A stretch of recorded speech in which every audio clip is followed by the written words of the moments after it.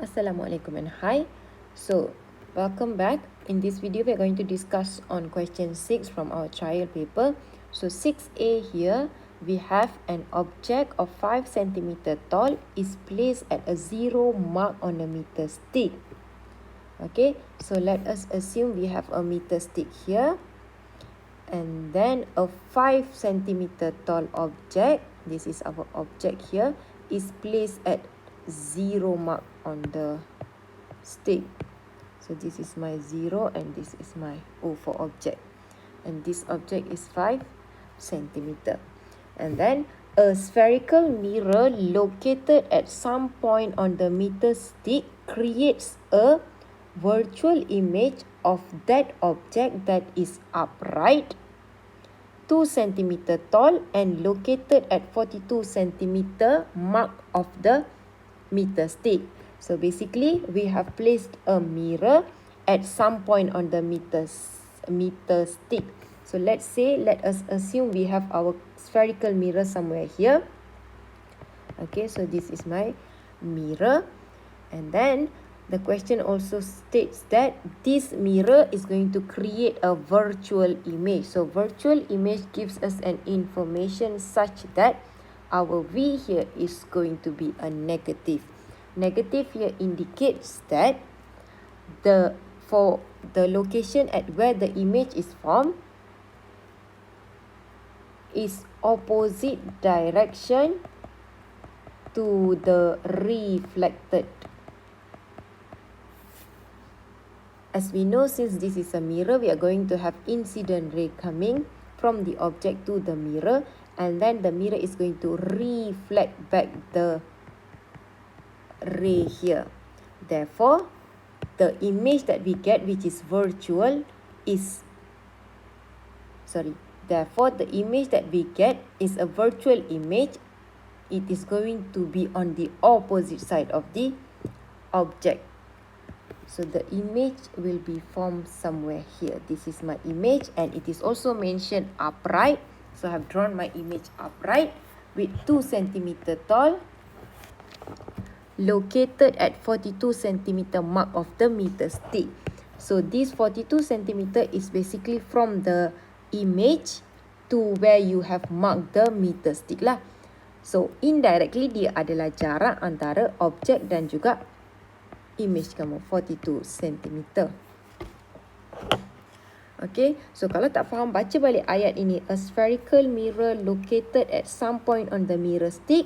So kita ada spherical mirror somewhere in the meter stick itulah. Lepas tu dia kata creates a virtual image of that object that is upright.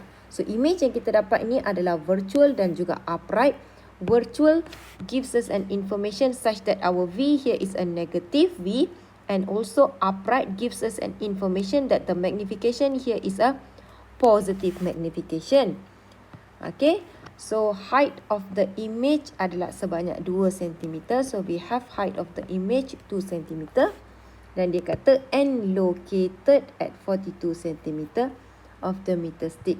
So, located at 42 cm mark of the meter stick, maksudnya siapa yang located dekat sini? We are talking about the image sebab dia kata creates a virtual image.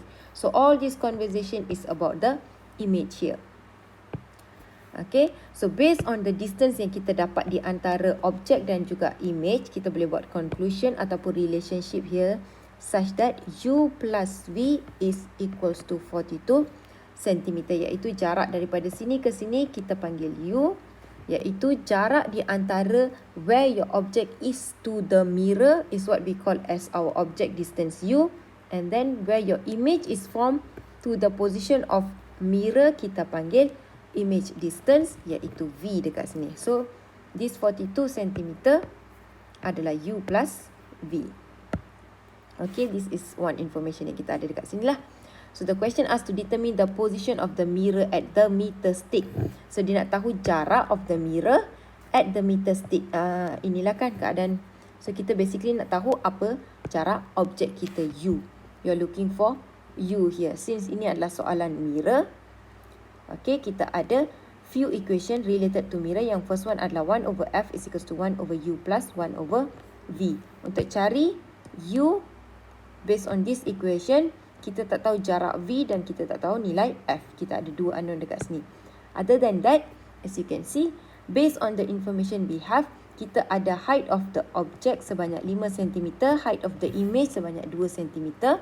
Maka kita boleh cari magnification, where magnification is given as HI over H0. Okay, so from here I can deduce that my magnification is 2 over 5 dan dia cakap upright positive 2 over 5. Besides that, magnification is also equals to negative V over U. Ini adalah another equation untuk magnification. Okay, the reason kita guna equation HI over H0 tadi adalah untuk relatekan dengan V over U so that you can get the value of your U here. Okay, so bila kita nak relate this magnification between the equation of V over U dan juga 2 over 5 ini, you have to consider the sign convention of your image dan juga object. Object kita real object, image kita virtual, so V is negative, therefore kita akan ada M is equals to negative V over U, which is also equals to positive 2 over 5, the value of our magnification here. So from here kita boleh buat conclusion, V over U sama dengan 2/5, which means your V is basically 2U over 5. Okay, so kita dah tahu V adalah 2U bahagi dengan 5, and we have another information tadi, the first one which is U plus V sama dengan 42. So kita akan guna equation pertama ini dan juga equation kedua ini to solve to find our U. U plus, we're going to substitute 2 into 1, 2U over 5 is equals to 42, and then you do your max. Kita akan dapat U sama dengan 30 cm. Alright, next question adalah to determine the focal length of the mirror. So what are you trying to find here is the F lah kan. Focal length adalah F, and also the question here is to identify whether the mirror is a convex ataupun concave mirror.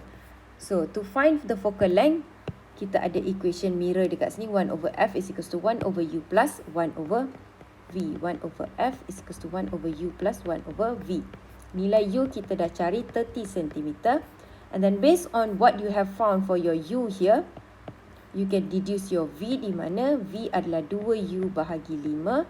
2 darab 30 bahagi dengan 5, you will end up with 12 cm. So this is your image distance basically lah. Ataupun boleh juga masukkan dalam equation ini. U adalah 30.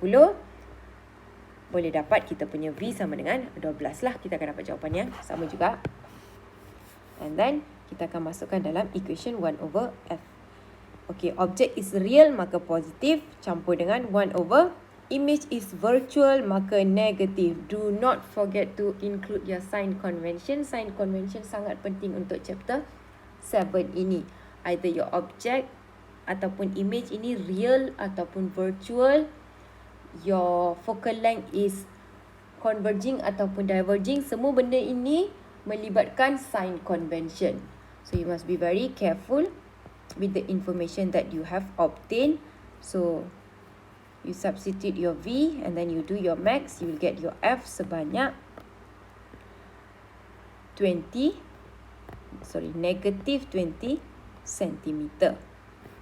Okay, so berdasarkan soalan Roman 2 ni, kita dah cari nilai focal length, settle.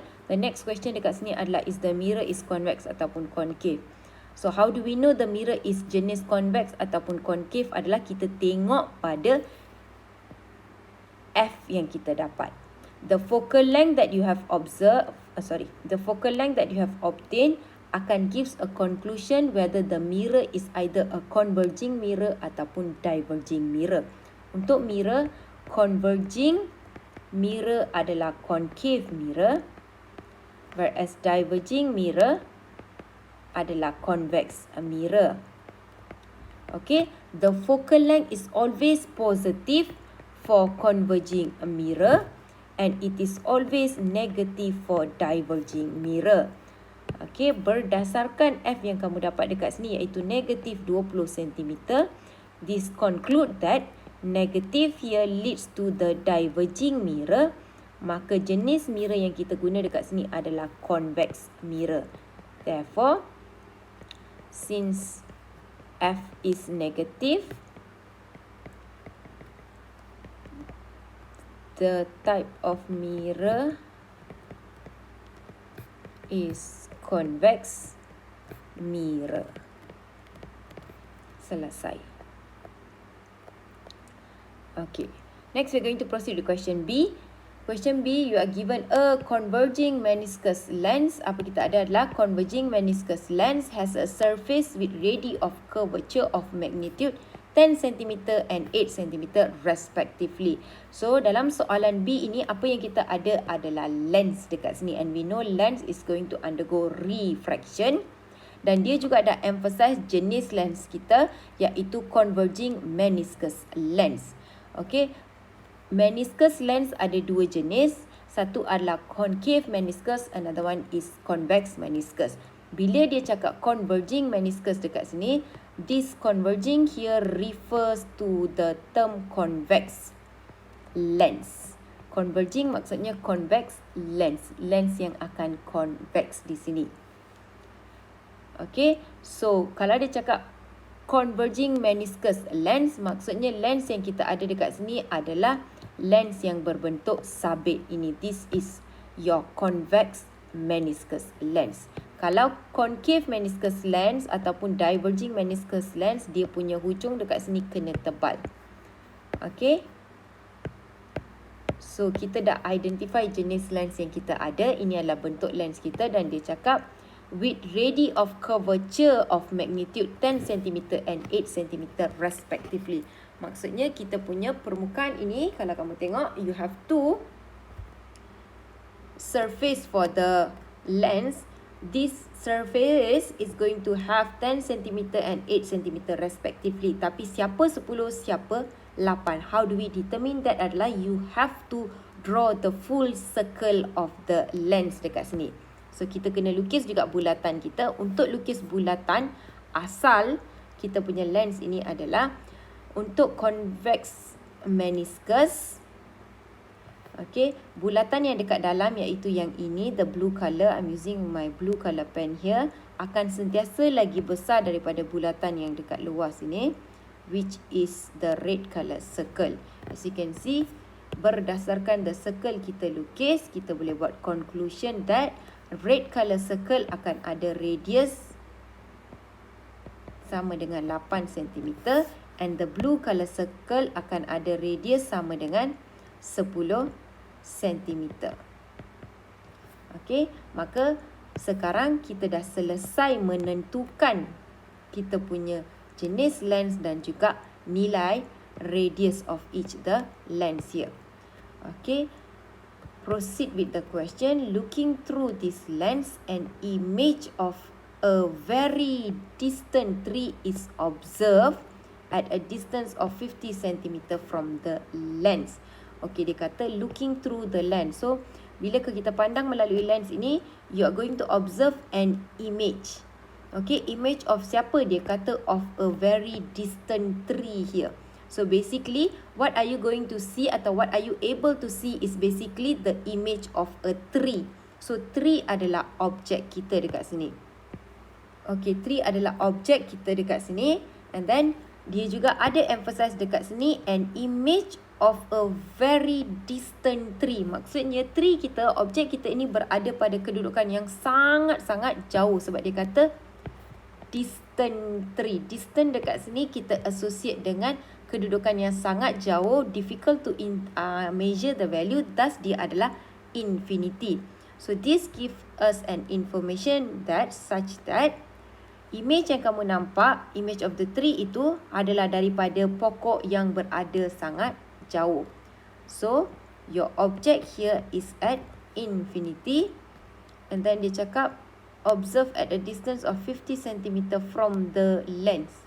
Okay, siapa yang observe at a distance of 50 cm from the lens adalah basically the image here. So, your image is 50 cm. Okay. And then dia kata, what is the index of refraction of the lens? So index of refraction is basically the end material. What is the material that your lens has been made up of? So kita nak cari end material. According to the list of the formula given in front, ataupun berdasarkan pemahaman kita for the chapter 7 here, you have one equation specifically for the lens, iaitu kita panggil lens maker equation, such as 1 over f is equals to n minus 1, 1 over r1 minus 1 over r2. Ini adalah equation khas untuk lens sahaja. So kalau kamu tengok, n adalah what we are looking for. N dekat sini represent the refractive index of the material lah. So kita nak dapatkan n ini. R, kita ada 2 R dekat sini, 8 dan juga 10. However, you do not have any information on the focal length. So in order to identify your your refractive index ini, you need to find your F dulu. Okay, so looking through the question, as you can see, kita ada nilai U dan juga V. Maka we can use 1 over F is equals to 1 over U plus 1 over V untuk dapatkan nilai F kita dekat sini. So 1 over infinity plus 1 over 50, kita akan dapat F such as 50 cm. So this is your focal length. So dah dapat nilai focal length, bolehlah kita masukkan F kita dekat dalam sini, samakan N yang kita nak cari. Alright, so now we are going to substitute the R into the equation. Sebelum kita substitute R into the equation, we must consider the sign convention dulu. So for that, okay, kita akan tentukan di mana duduknya objek kita. It is not mentioned in the question, so kita boleh pilih sendiri. So saya nak bagi cadangan, kita assume objek kita berada dekat sini lah. This is where your object is located. So since the object is on the left, maka incident ray akan travel daripada kiri ke arah lens kita.